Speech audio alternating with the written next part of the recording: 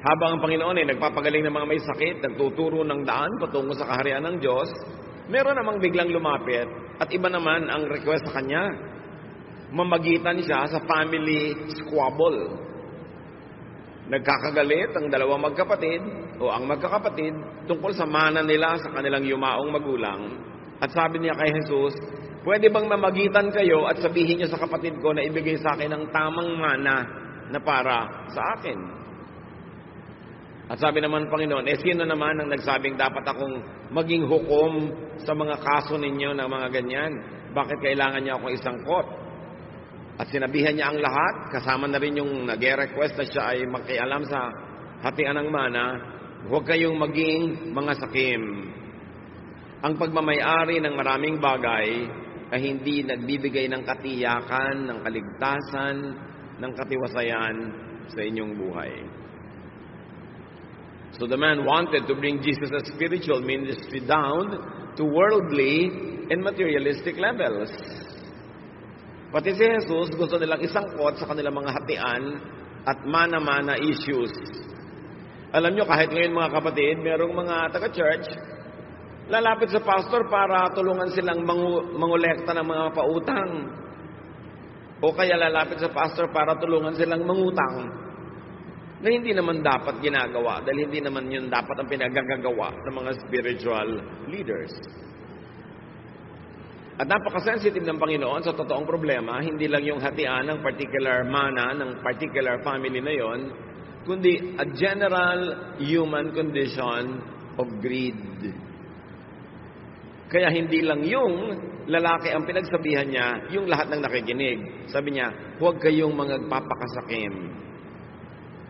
People could be enslaved by greed and want of security. Bakit man nagiging greedy ang mga tao? Kasi sa palagay nila, pag dumami yung nakuha nila, dumami yung kanilang ari-arian, yung naagaw nila sa iba, mas panatag at mas secure ang buhay nila. But people could damage and destroy family and social relations, in fact, their own souls, for money.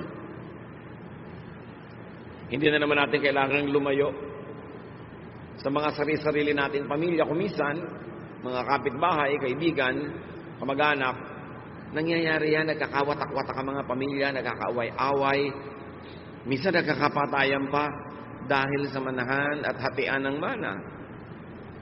But the real problem here was exposed by Jesus. It is insecurity.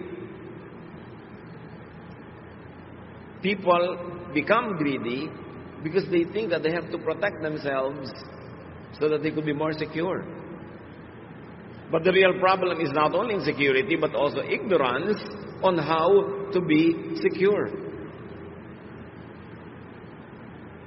The problem is looking for the wrong solutions to insecurity, and that is by having more. Sometimes at the expense of being godly, at the expense of our relationships with people. The problem is looking for the wrong solutions in the wrong places. So the bigger problem of humanity is mistaken definition of what security and what wealth means. How do you define security? May mga magulang ang i-define nila na security para sa mga anak nila, kailangan ang mapangasawa mo mayaman. Kailangan may magandang trabaho o may magandang negosyo.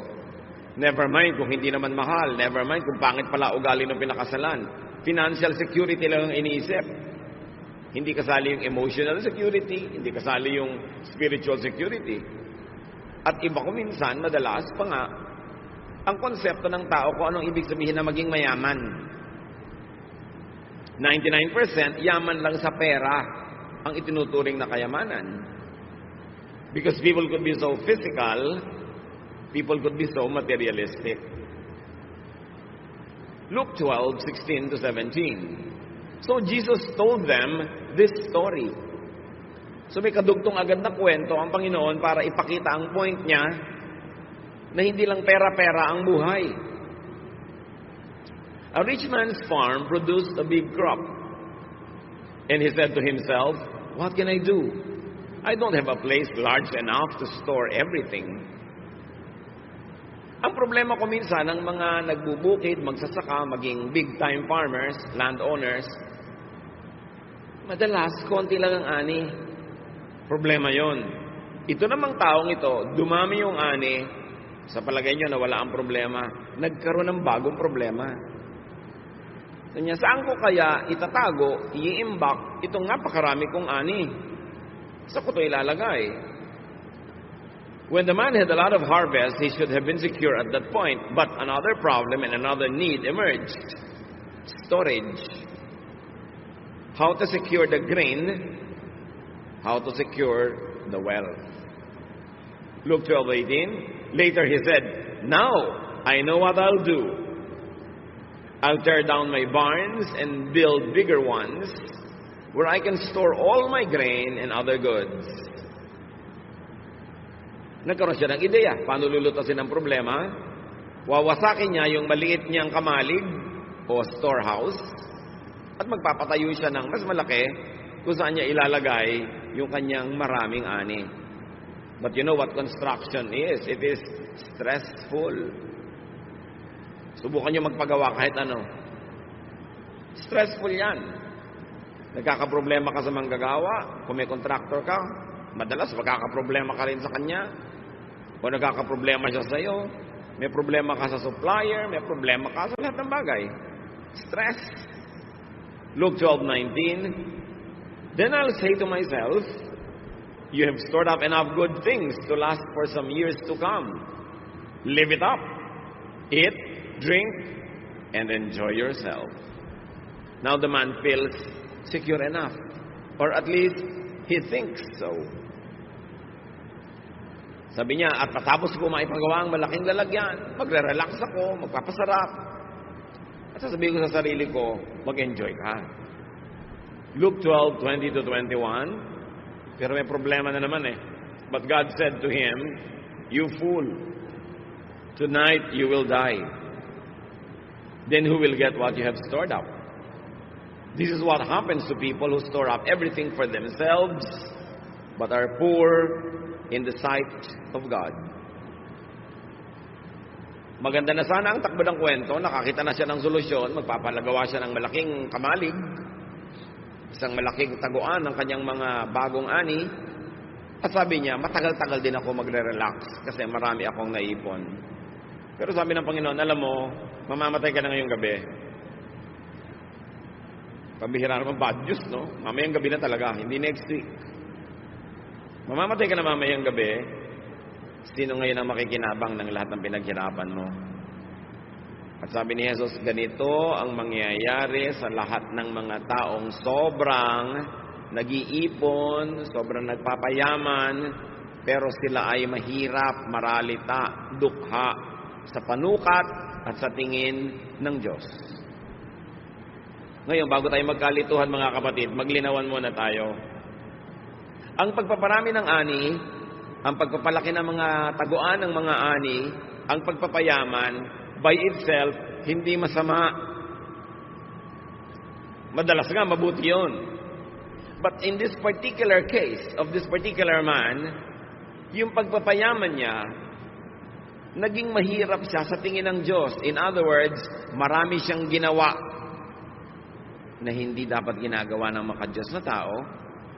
Marami siyang pinabayaan, marami siyang nilabag ng mga kautusan ng Diyos para lang siya yumaman. Kaya kahit yumaman siya materially, lalo siyang humirap sa tingin ng Diyos.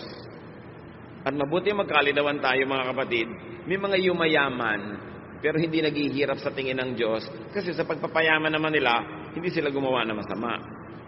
Hindi sila nagpahamak, hindi sila naging sakim, hindi sila nang agaw.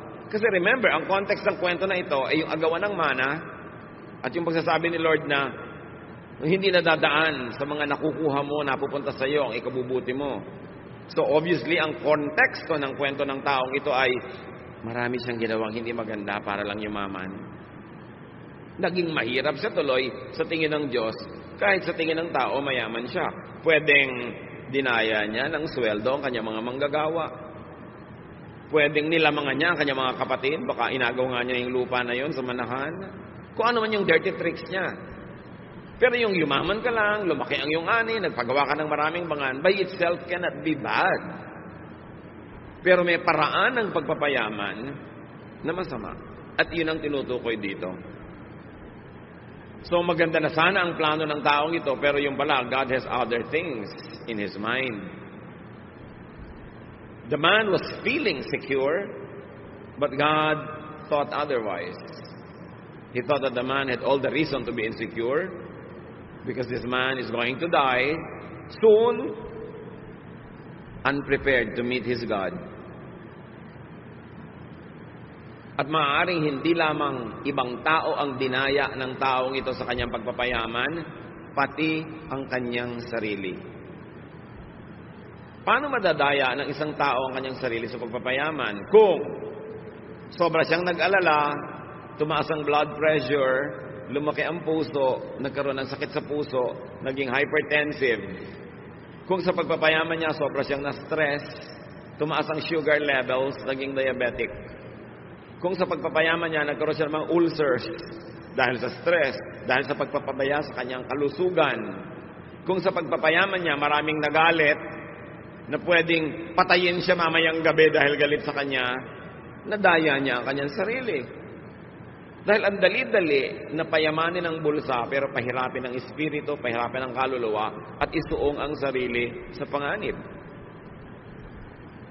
At inulit ng Panginoong Hesus sa kwentong ito ang isang katotohanan that the length and continuation of his life is not determined by his wealth. Hindi dahil sa kayamanan napapahaba ang buhay. Ito'y pwede pa ngang maging mitya ng buhay, o yung paraan ng pagpapayaman ang magpaiksi sa buhay kung pinabayaan ng tao ang kanyang kalusugan o inilagay niya ang sarili sa panganib. His wealth gathering could have even endangered and shortened his life. It could have blinded him to what was more important to secure, meaning his spirituality, his eternal life, his eternal standing with God, and his heavenly wealth.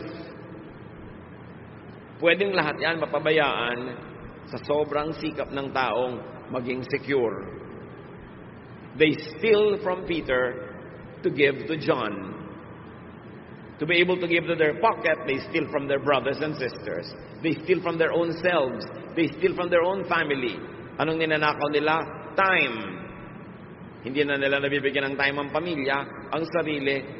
Hindi na nila nabibigyan ng time ang sariling maglingkod sa Diyos, sumamba ng tama, nadadaya ang sarili nang hindi napapansin.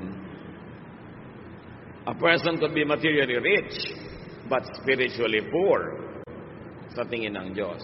At ito ang kaso ng particular person na ito. A man could have filled his life with stress and toxins in trying to become rich or richer. And here's the tragedy, the saddest cut of all. He won't live long enough to enjoy the fruits of his stressful labor. At ang tanong sa kanya ng Panginoon, then who will get what you have stored up? May mga tao na kung magpabaya sa kalusugan, magpabaya sa pamilya, magpabaya sa sarili, parang mabubuhay sila lagi ng matagal para makabawi. Hindi na maka-attend sa mga event ng anak. Di bali anak, pagtapos na itong project ko, biglang malaki na ang kinita ko, may pera tayo sa bank, babawi ako sa iyo. Di bali wife, di bali husband, babawi ako sa iyo. Pagka nakuha ko na itong deal na to, pag sigurado na yung pera natin. Di bali po tatay, nanay, babawi ako. Malay niyo kung makakabawi kayo. Sinong nakakaalam kung mabubuhay tayo na matagal?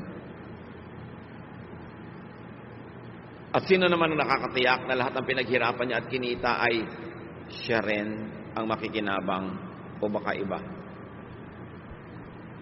Ecclesiastes 2:18, suddenly I realized that others would someday get everything I had worked for so hard. Then I started hating it all.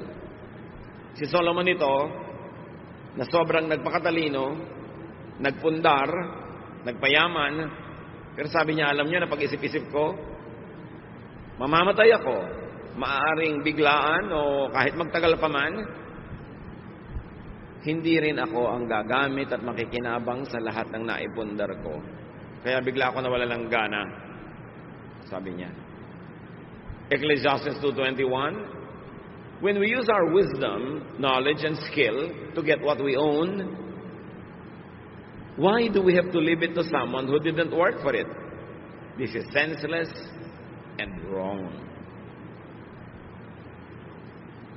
Napag-isip-isip ni Solomon, kung ginamit mo lahat ng galing mo, husay, naghirap ka, makakapagparami ka ng kayamanan na iiwan mo sa mga tao hindi naman naghirap para doon. Pwedeng asawa mo o anak mo o sino man, o kung sino man bigla yung nakamana o nakasambot, nakasalo, nakaagaw ng kayamanan mo. Sabi niya, mali ito. So, alin ang mali? Yung iiwan mo, ang kayamanan mo sa iba o sobra mong dayain ang sarili mo, kawawain ang sarili mo at yung kapwa mo para ka magkaroon ng maraming pera, hindi mo naman kayang ubusin at iiwan mo rin sa iba. Maaaring hindi mo kayang ubusin sa dami o kaya hindi mo kayang ubusin kasi mamamatay ka na pala. Iba ang makikinabang. Immediately may lesson dito mga kapatid. Have a slice of life every day, even during the days that you work hard. Kahit kayo, nasa gitna ng isang napakahalagang proyekto na pwede kayong sobrang yumaman, huwag ninyong i-hold ang lahat ng bagay. Birthday ng asawa, birthday ng anak, may pagtitipon, meron kayong dapat magkita-kita. Saka na, next year na ako babawi. Paano kayo nakatiyak na may next year? Kaya dapat araw-araw, linggo-linggo, buwan-buwan, iniaagaw yung kasiyahan, yung pag-enjoy, yung pagiging mabuti, maibigin, mapagmahal, thoughtful, laging isinisingit, kahit busy-busy kayo na nagpapayaman at sinasabi nyo, di bale, matapos lang ito, mag-enjoy na tayo.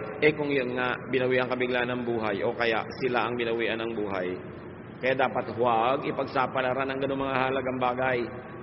Laging isingit.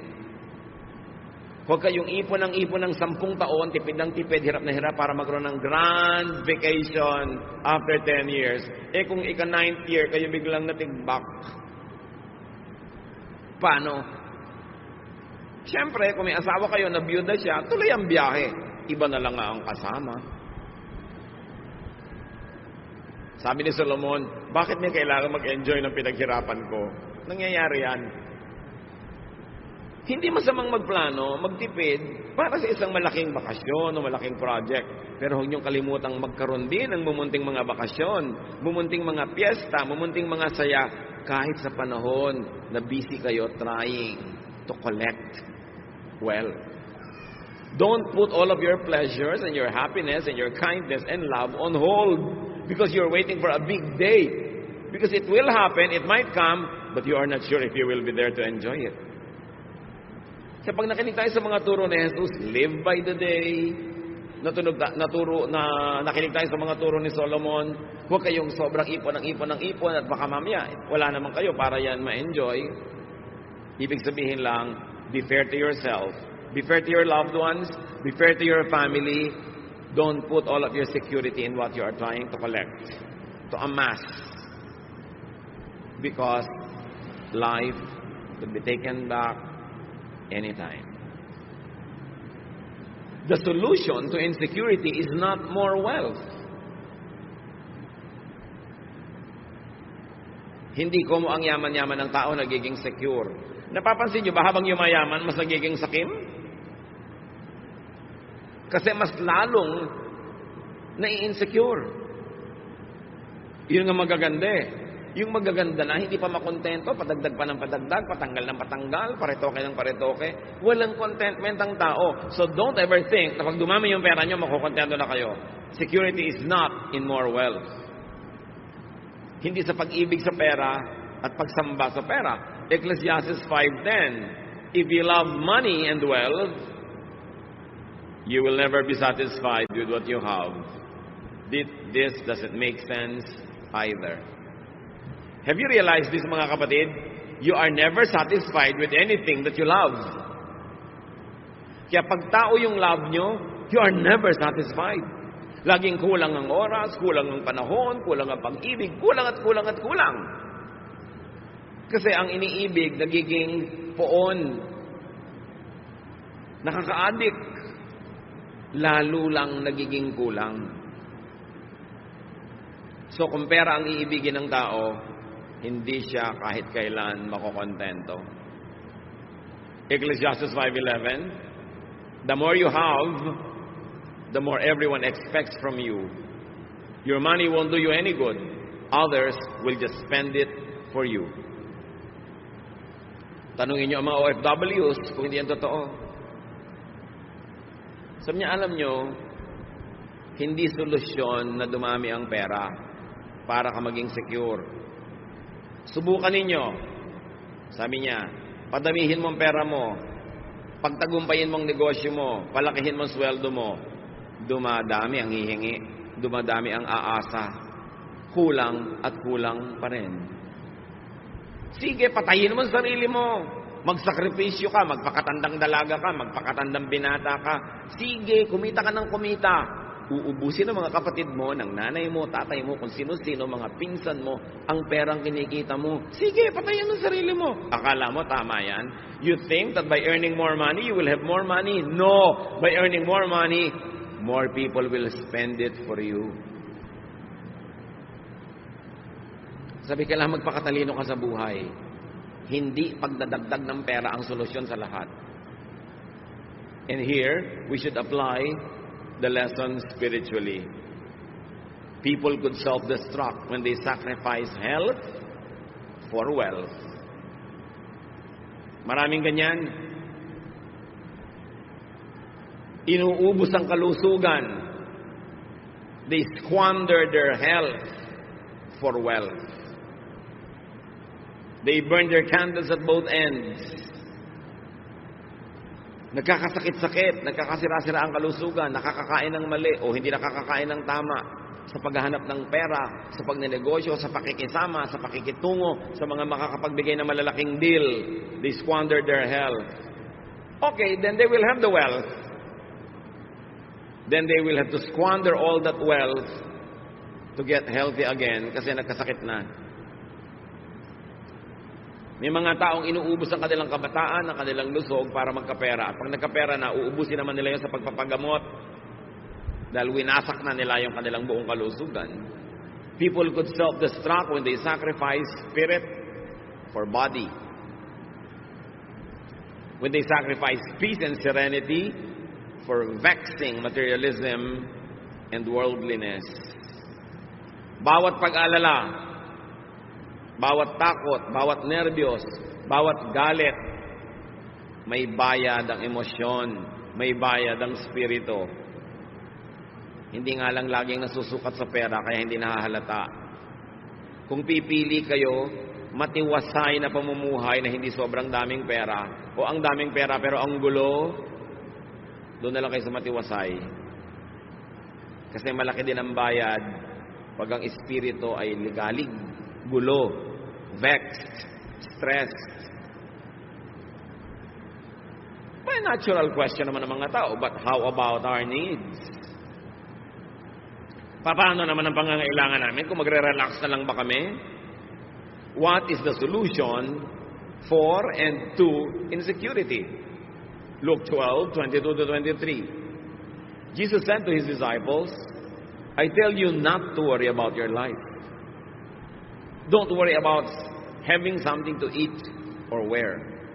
Life is more than food or clothing. Siyempre, ito ay poetic language, meaning exaggerated yung language. It doesn't have to be taken fully in its exaggeration. Hindi naman sinasabi ng Panginoon na huwag na kayo mag-isip kahit paano kung may kakainin ba kayo, may hanap buhay ba kayo. Kundi, huwag yun ang gawing pangunahing issue ng buhay. Hindi kailangang matabunan ng mga issue na ito yung mas mahalaga. Because life is more than just survival. Life is more than just existence. Ngayon, yung mga hayop, they are just there to survive and to exist. Kaya sabi sa Luke 12:24-30, look at the crows. They don't plant or harvest. They don't have storehouses or barns. But God takes care of them. You are much more important than any birds. Can worry make you live longer? So ipinakita ni Lord, tao kayo, meron kayong ibang mas mataas na layunin sa buhay. Yung mga hayop, ang layunin lang nila mabuhay. In fact, hindi naman alam ng mga hayop na mamamatay sila eh. Tao lang sa creation ang alam niya na mamamatay siya. Kaya sabi niya, tingnan mo yung mga hayop, hindi sila nag-aalala. Sila nga mga hayop, pero inaalagaan sila ng Diyos. Kayo pa kaya ng mga tao? Dapat mas mataas kaysa sa mga hayop ang inyong iniisip. Ang iniisip lang ng hayop sa umaga, makakain, tas masaya na siya. Pero hindi lang pagkain o inumin ang iniisip ng tao. So dapat meron kang gawin para masecure na yung pagkain at iniinom mo at nang meron ka naman ngayong oras para gawin yung mas mahalaga sa buhay. Kaya ang sobrang karukhaan ay kaaway ng ating espiritualidad. Kasi pag isang kahig, isang tuka, isang trabaho, isang kain, isang trabaho, isang kain, mauubos na lang yung buhay mo, hindi ka nakalampas dun sa basic na kailangan kang may kainin, inumin, ibayad sa kuryente, tubig, may ipamasahe, tapos namatay ka na lang, yun na lang ba ang buhay? Kailangan ng tao makalampas sa basic needs niya, financially, materially, and very importantly, spiritually and intellectually. Kailangan siya secure enough para hindi yan ang pinoproblema niya at makapag-focus siya sa mas mataas na layunin kung ba't siya nabubuhay sa mundo. At yun ang malungkot, maraming mga tao, because they are saddled with poverty, they are not able to go beyond the basic necessities of life all their lives. Hindi na natupad yung mga dapat mangyari. Yung mga musician, dapat walang na-compose ng musika. Yung mga dapat writer, walang naisulat. Yung mga dapat philosopher, hindi nakapag-isip at nakapagturo. Kasi araw-araw, wala silang ginawa kundi maghanap ng iinumin at kakainin para lang sila mga ibon. Kaya duty natin ng mga tao sa ating sarili na paunlarin ang ating buhay, magsikap tayo, magpakasipag, magtrabaho doon sa area kung saan tayo binigyan ng Panginoon ng mga gifts and strengths and talents para yung kailangan natin meron. At pag nandun na yun, secure na tayo para mag-isip ng ano pa nga ba ang mission ko sa buhay? Ano pa ang dapat kong tungkulin gampanan? At ano pang mga sarap ang dapat kong lasapin na naghihintay sa akin dahil kaya naman ako nilikha ng Diyos para ma-enjoy ko ang kanyang creation. Hindi para araw-araw maghanap buhay lang ako na kulang at kulang pa rin. Kaya dapat ang tao, una, nagsisikap, maging self-sufficient siya, hindi siya aasa sa iba. Makaproduce siya ng sapat sa kanyang sarili. At sabi pa nga sa Bible, makapag-produce ng lampas sa kanyang kailangan para makapagbigay siya sa mga tunay na nangangailangan. Mga may sakit, sobrang bata, sobrang matanda, mga incapable of making something for their own livelihood. At pagkatapos noon, to focus on higher levels of existence, on higher callings, on more profound devotions, bago siya humarap sa may kapal. Kaya kalaban natin ang poverty. Ang solusyon, lahat magsikap. Ang solusyon, magpakabuti, magpakahusay, tulungan ng kapwa para maging mahusay din siya, para lahat tayo makagraduate sa survival level. Nakakalungkot, alam nyo yan, marami mga tao mula isilang hanggang mamatay, isang kahig, isang tuka. Hindi natupad ang napakaraming magagandang bagay na mangyari dapat kasi inalipin ng karukhaan. Maaaring karukhaan na minana niya at mga karukhaang inimbento na rin niya para sa sarili niya dahil wala siya sa ganap na ginawa para matakasan niya yon sa kanyang sariling panahon. Verse 26, Luke 12. If you don't have power over small things, why worry about everything else? Look how the wildflowers grow. They don't work hard to make their clothes. But I tell you that Solomon, with all his wealth, wasn't as well clothed as one of these flowers. God gives us beauty to everything that grows in the fields, even though it is here today and thrown into a fire tomorrow. Won't He do even more for you? You have such little faith. Don't keep worrying about having something to eat or drink. Only people who don't know God are always worried about such things. Your Father knows what you need. Magkakakonekta itong mga teachings na ito ni Jesus Tungkol sa greed, security, tungkol sa sense of security, sense of meaning. May kahulugan lahat. Kailangan, hindi lang sa material na bagay ka nakatuon. Pero para ka makalaya sa pagtutuon sa material na bagay, dapat ma-meet mo na yung mga basic needs mo. Then lalaya ka na, then higher needs naman. But in all levels of society, rich or poor, man's usual worry is material security. Hindi ko mamayaman ng tao, secure na. Kaya mga yumayaman nga, ayaw tumigil pa magpayaman Kasi mas nai-insecure. Mas natatakot bumalik sa hirap. Mas nagkakaroon ng mga phobia. Ang solusyon nila, maging greedy. Hindi naman lahat. Pero madalas ganon. Man's usual neglect is spiritual security and wealth. Ano po ba ang spiritual wealth? Magkano yon? Hindi nga yun dinadaan sa pera. Ang kayamanan ng materialistic na tao, pera. Ari-arian, bagay. Ang kayamanan ng spiritual na tao, peace. Kapayapaan. Katiwasayan. Ang kayamanan ng espiritual na tao, yung kagandahang asal, kagandahang loob. Yung iba naman, kaya nag-aasal hayop, kasi nga trying to survive. Pag hindi sila ng aga, wala silang kakainin. Nag-aasal hayop tuloy. Kaya mo sinisikap, umunlad, maging mariwasa, para hindi ka kailangan mag-asal hayop, hindi ka kailangan makipagkagawan, hindi ka kailangan makipagtulakan. You can afford to be ethical, you can afford to be giving and forgiving kasi meron ka naman. That's why it is doubly wrong for rich people to steal. Yung mahirap na tao, kailangan nakawin yung gamot na igagamot sa nanay niya, kailangan nakawin yung pagkain, ipapakain sa anak niya, bagamat hindi tama at hindi maganda, at least mauunawa mo, nagnanakaw kahit gutom. Yung bundak na nagnanakaw pa, anong pang-unawa ang kailangan mo doon? Busog nga, halos umaapaw na sa lalamunan yung kinakain niya. Gusto pa kunin pa rin yung pagkain ng iba. Ang yaman na, patuloy pa rin sa pagnanakaw. That's doubly wrong. Because it's doubly wrong for a rich person to steal when he has no longer any need. Nanineglect ng tao ang kanyang espiritu dahil sa kanyang sikmura. Kaya dapat, pagsikapan yung sikmura, ma-secure, minimum, para may iba naman siyang maisip sa buhay na dapat gawin. Luke 12:31, sabi ng Panginoon sa pagpapatuloy, but put God's work first, and these things will be yours as well. Sabi ng mga ibang popular versions, unahin daw ang kaharian ng Diyos at ang lahat ng ito'y mapapasayo rin. Seek first the kingdom of God and all this will be added to you. Ang tanong, what is the kingdom of God?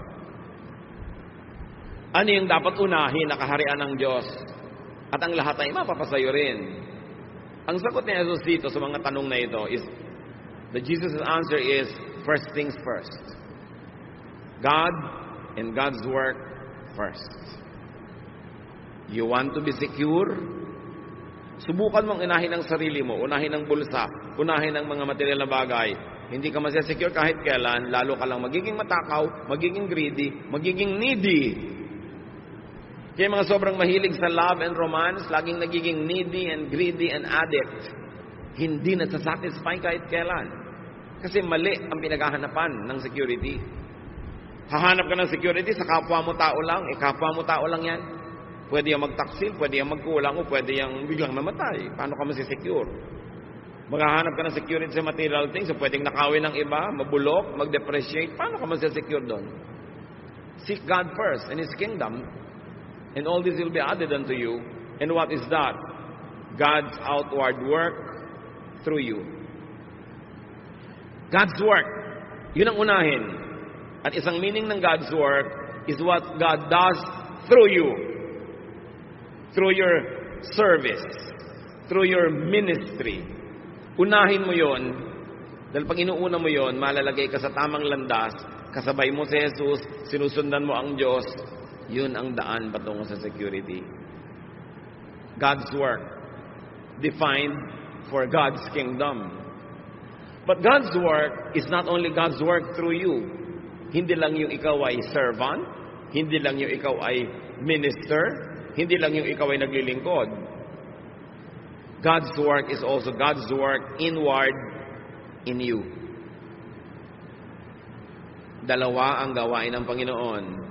Gumawa through you, through your service, at gumawa in you.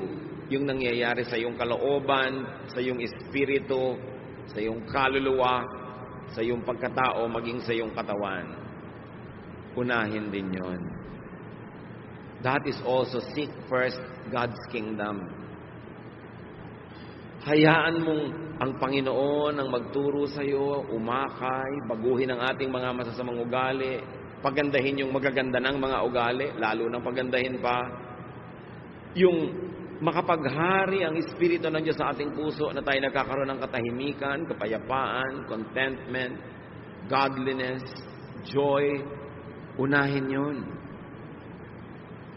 So, in practical terms, meron ako ang laking kikitain dito, pero malalabag ang konsyensya ko, maguguluhan ng aking espiritualidad, masisira ang aking relasyon sa Diyos, masisira pati ang ministry ko sa Panginoon, di wag na lang. Yun ang ibig sabihin ng seek first His kingdom and His righteousness. And all this that you want will be added to you. It will be added later, not before.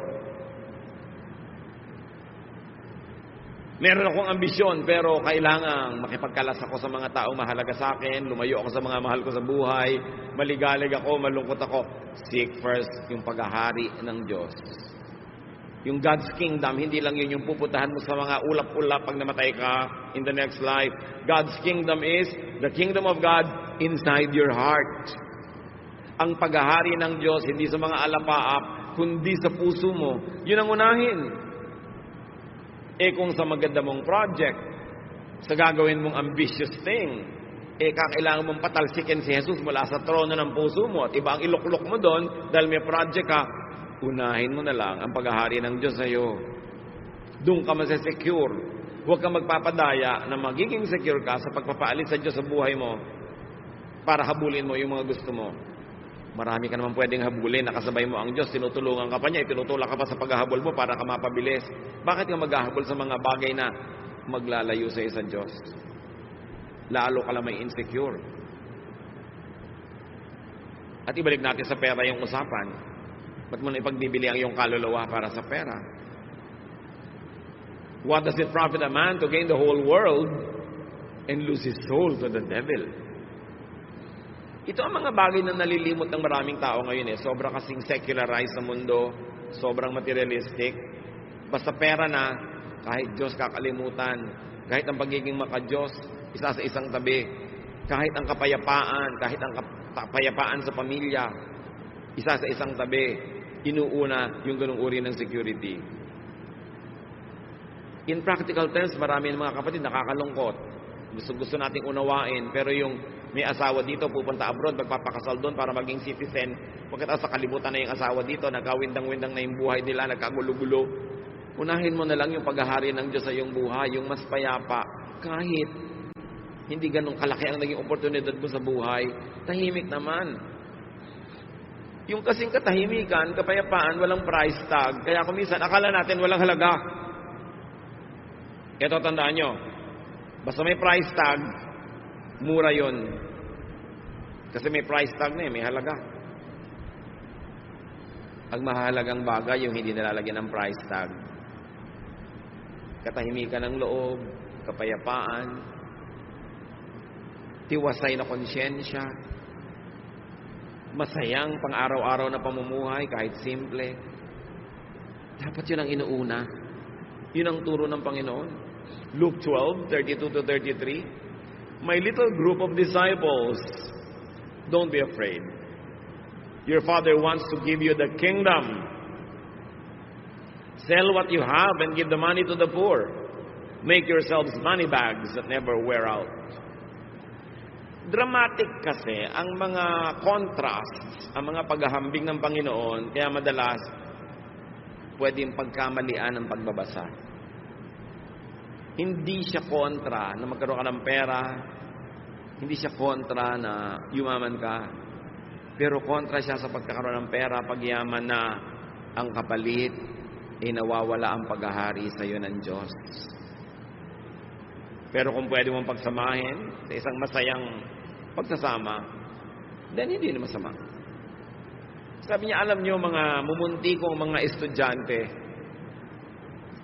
huwag kayong kabahan, huwag kayong nervyusin, huwag kayong matakot. Gustong-gusto ng Ama sa Langit na ibigay sa inyo ang kaharian niya. Hindi niya gustong ipagkait. Kakampi niyo ang Diyos. Gusto niya kayong guminhawa. Gusto niya kayong sumaya.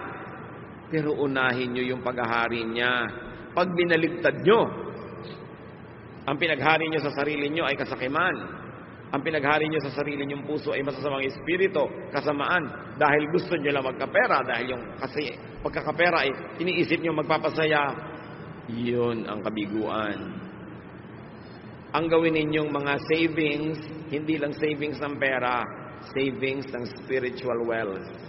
Huwag niyong kalimutan na bagamat kayo'y lupa, espiritu rin kayo. Huwag niyong itapon yung lahat ng espiritu para lang sa lupa. Nasasandali lang ang buhay dito sa mundong ito. Huwag malito. Kasi napakalakas ng tinig ng materialism. Napakalakas ng tawag ng sanlibutan na pwedeng mabingi ka doon at malimutan mo ang banayad at tahimik na patuloy na pagtawag sa iyo ng Ama. Jesus emphasizes, make deposits in the heavenly, in the permanent, in the eternal bank. Make your spirit rich first. Make your spirit rich instead, kung kailangang mamili. And this is the kingdom of God inside you. Sa paggawa ng mabuti,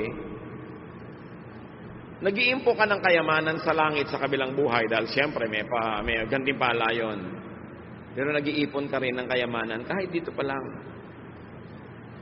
Pero sa pag-iimpok doon sa kabilang bangko na gumagawa ka ng masama sa sarili at sa kapwa, may bayad din. Kaya kung sobrang materialistic ang tao, ang tinuturuan ng Panginoon, reverse your values. Reverse the way you think. Balance your life, your focus, your preoccupation. Luke 12:33-34. Make sure your treasure is safe. Where? In heaven.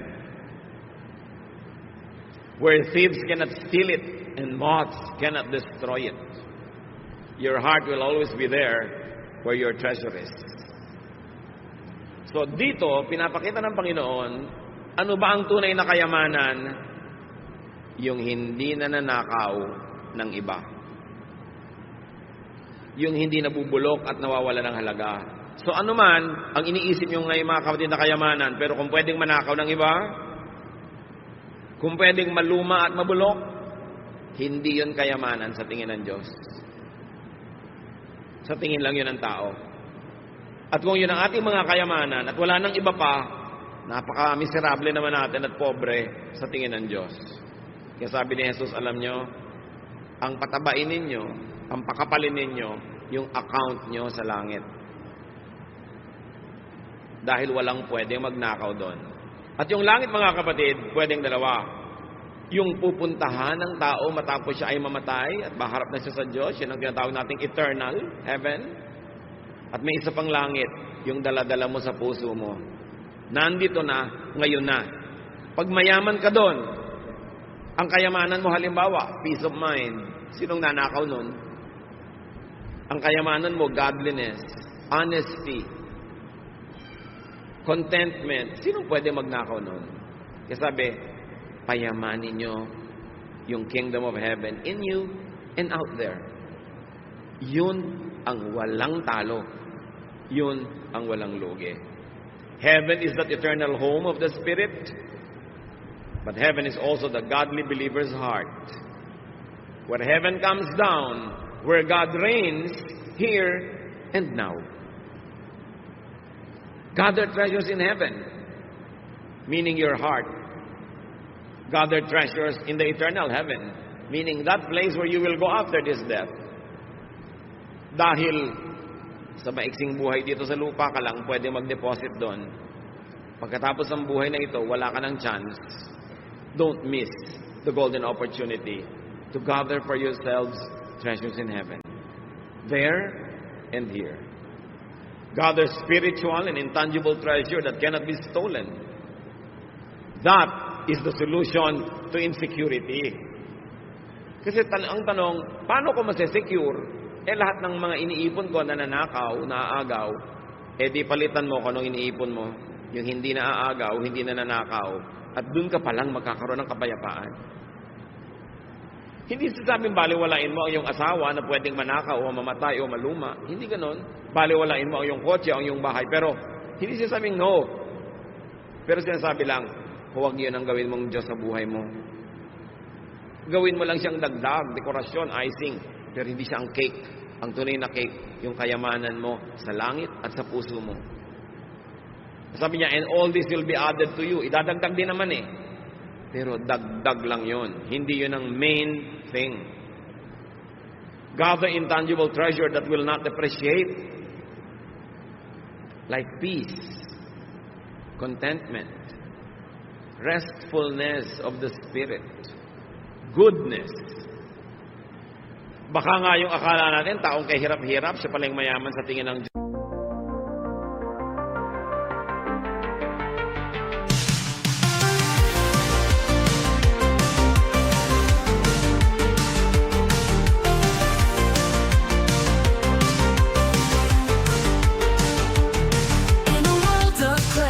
Crossover dreams, sin-lit melodies, whispering schemes, they female vocals telling tales untold, indie rock beats turning hearts cold. We ride the waves of the night, lost in an opera delight, haunting echoes of the past, experimental sounds that forever last.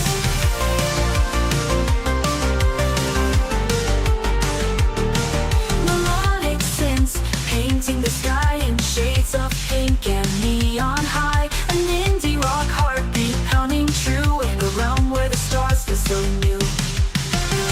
We ride the waves of the night, lost in an opera delight, haunting echoes of the past, experimental sounds that forever last.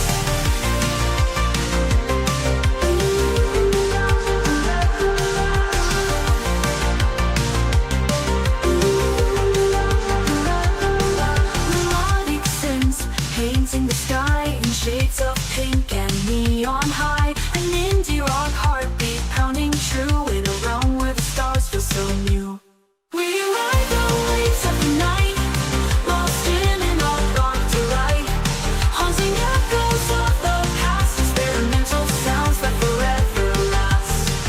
Melodic synths painting the sky in shades of pink and neon high. An indie rock heartbeat pounding true in a realm where the stars feel so new.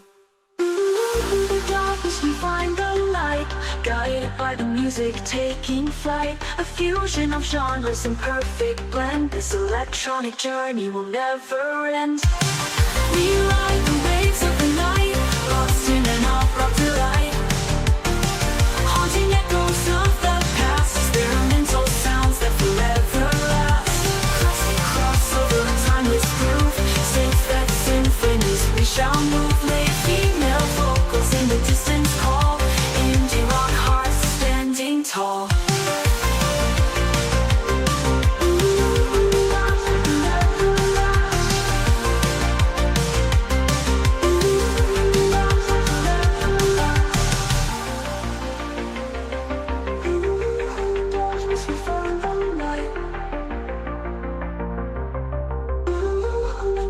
We find the light.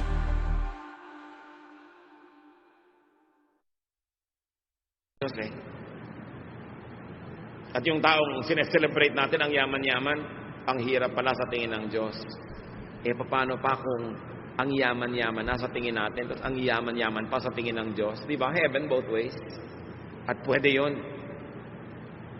Ngayon, kung hindi pwedeng sabay, ang sinasabi ni Jesus, unahin nyo na maging mayaman kayo sa tingin ng Diyos. Kasi ng tunay na kayamanang hindi nagmamaliw, hindi nababago, hindi naluluma, at hindi nananakaw. Do not just be rich materially. It will only cause more insecurity. Do not just be beautiful physically or on the outside, because it will also cause insecurity. Yung magaganda, mas insecure nga eh, kasi ang dali-daling mawala ng kagandahan. Isang sunburn lang na natupok. Isang maling pangyayari sa buhay, pwedeng mawasak ang kagandahan. O kaya kahit walang masamang mangyari, sa paglipas ng panahon, talagang tinatawag ng lupa ang kagandahan. Kaya ang pati sa Bible, sinasabi, gusto niya maging talaga maganda? Hindi masamang magpaganda sa labas, pero dapat mas maganda kayo sa loob. Kasi sa kalooban nakatingin ng Diyos.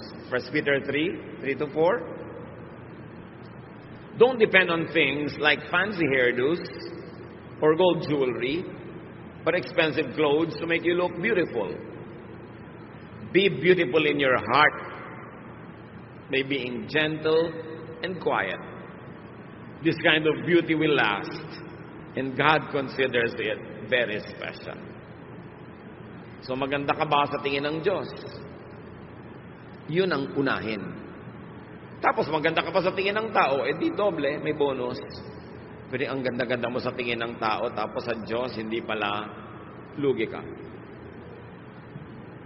Mahalaga unahin kung ano yung mas espiritual, ano yung nagtatagal, at ano yung mahalaga sa Diyos. Ano ang mga insecurities natin, mga kapatid? What are we insecure about? Siguro, kaya tayo insecure, yung pinaglalagakan, sinasandalan natin ng security, nananakaw, nawawala, kumukupas. Gusto ng Panginoon, matahimik tayo, magkaroon tayo ng sense of peace. Kaya gusto niya, maiba yung pananaw natin kung ano ang mahalaga, kung ano pinapahalagahan. Be changed by the renewing of your mind, so that you may prove what God's will is His pleasing and perfect will. Sinasabi sa Romans. Kaya mahalaga, kung nai-insecure tayo, tanungin nyo, bakit ako na-insecure? Kasi yung kinakapitan ko, yung hinahabol ko, hinahangad ko, iniingatan ko, nawawala, nananakaw. Hindi pala ito ang gusto ng Diyos na unahin ko.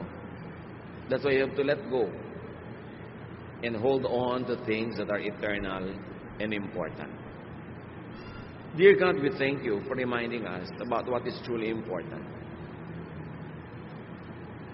Dahil mahal nyo kami, pinapahalagahan nyo rin kung ano yung mga gusto naming mamunting bagay sa buhay. Pero turuan nyo kami, Panginoon, unahin kayo. Unahin namin maging maka-Diyos. Unahin namin yung mga bagay na pinapahalagahan nyo para sa amin.